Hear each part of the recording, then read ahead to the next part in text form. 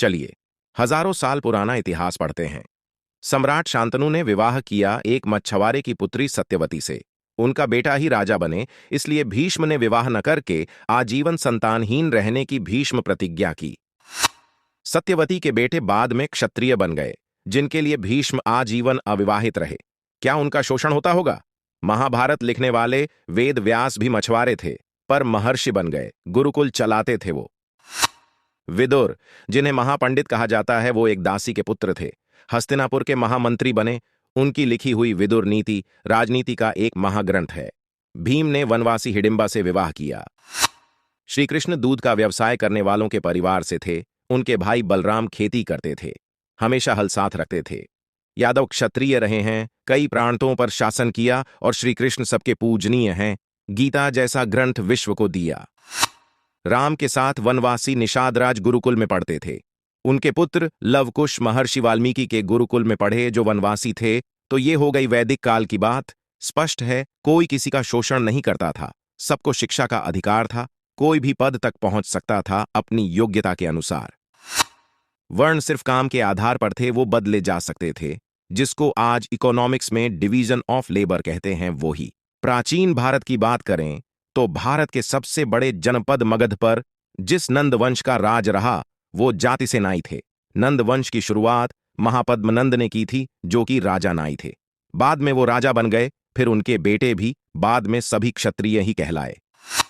उसके बाद मौर्य वंश का पूरे देश पर राज्य हुआ, जिसकी शुरुआत चंद्रगुप्त से हुई, जो कि एक मोर पालने वाले परिवार से थे, और एक ब्राह्मण चाणक्य ने उन्हें पूरे देश का सम्राट बनाया। 506 साल देश पर मौर्यों का राज रहा। फिर गुप्त वंश का राज हुआ, जो कि घोड़े का अस्तबल चलाते थे और घोड़ों का व्यापार करते थे। 140 साल देश पर गुप्ताओं का राज रहा। केवल पुष्यमित्र शुंग के 36 साल के राज्य को छोड़कर 92% समय प्राचीन काल में देश में शासन उन्हीं का रहा, जिन्हें आज दलित पिछड़ा कहते हैं। तो शोषण कहां से हो गया? यहां भी कोई शोषण वाली बात नहीं है। फिर शुरू होता है मध्यकालीन भारत का समय, जो सन 1100 1750 तक है। इस दौरान अधिकतर समय अधिकतर जगह मुस्लिम शासन रहा। अंत में मराठों का उदय हुआ। बाजीराव पेशवा, जो कि ब्राह्मण थे, ने गाय चराने वाले गायकवाड़ को गुजरात का राजा बनाया। चरवाहा जाति के होलकर को मालवा का राजा बनाया। अहिल्याबाई होलकर खुद बहुत बड़ी शिव भक्त थी। ढेरों मंदिर गुरुकुल उन्होंने बनवाए। मीराबाई, जो कि राजपूत थी, उनके गुरु एक चर्मकार रविदास थे, और रविदास के गुरु ब्राह्मण रामानंद थे।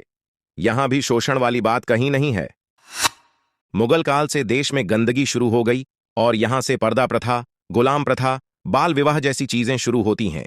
1947 तक अंग्रेजों के शासन रहा, और यहीं से जातिवाद शुरू हुआ, जो उन्होंने फूट डालो और राज करो की नीति के तहत किया।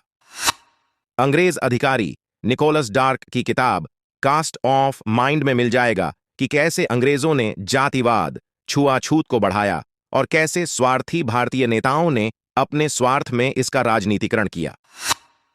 इन हजारों सालों के इतिहास में देश में कई विदेशी आए, जिन्होंने भारत की सामाजिक स्थिति पर किताबें लिखी हैं, जैसे कि मेगास्थनीज ने इंडिका लिखी, फाहियान, ह्यूसांग और अलबरूनी जैसे कई। किसी ने भी नहीं लिखा कि यहां किसी का शोषण होता था। योगी आदित्यनाथ, जो ब्राह्मण नहीं हैं, गोरखपुर मंदिर के महंत हैं, पिछड़ी जाति की उमा भारतीय महामंडलेश्वर रही हैं। जन्म आधारित जातीय व्यवस्था हिंदुओं को कमजोर करने के लिए लाई गई थी। इसलिए भारतीय होने पर गर्व करें और घृणा, द्वेष और भेदभाव के षड्यंत्रों से खुद भी बचें और औरों को भी बचाएं।